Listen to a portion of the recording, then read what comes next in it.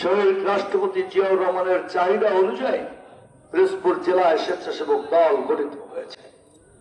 সেই দিন কাঁসাদাওয়ার খালের তীরে তীরে যারা লাল ফিতে দিয়ে, রঙিন হলুদ ফিতে দিয়ে দৌড়িয়ে দৌড়িয়ে খাল খনন করেছেন, তার একটি বড় অংশ ছিল স্বেচ্ছাসেবক দলের নেতা কর্মীরা।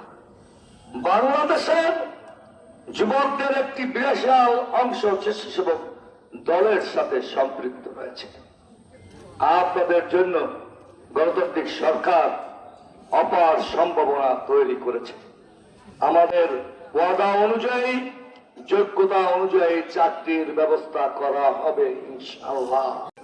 রাষ্ট্র পরিচালনার এক পর্যায়ে দেশের সমস্ত মানুষকে রাজনীতিতে সম্পৃক্ত করার জন্য শহীদ রাষ্ট্রপতি জিয়াউর রহমান জাতীয়তাবাদী দল গঠনের পাশাপাশি 11টি অঙ্গ দল তৈরি করেছিলেন।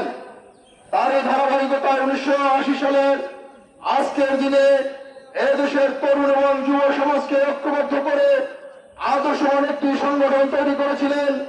এদেশের বন্যপ্রীত, দুর্ভিক্ষপ্রীত, এদেশের অসচ্ছল সমস্ত মানুষের পাশে দাঁড়ানোর জন্য জাতীয়তাবাদী স্বেচ্ছাসেবক দল নামে একটি দল তিনি সৃষ্টি করেছিলেন। প্রতিষ্ঠার 4 দশক পেরিয়ে আজকে বাংলাদেশ জাতীয়তাবাদী স্বেচ্ছাসেবক দল বাংলাদেশের সর্ববৃহৎ একটি আদর্শিক সংগঠন।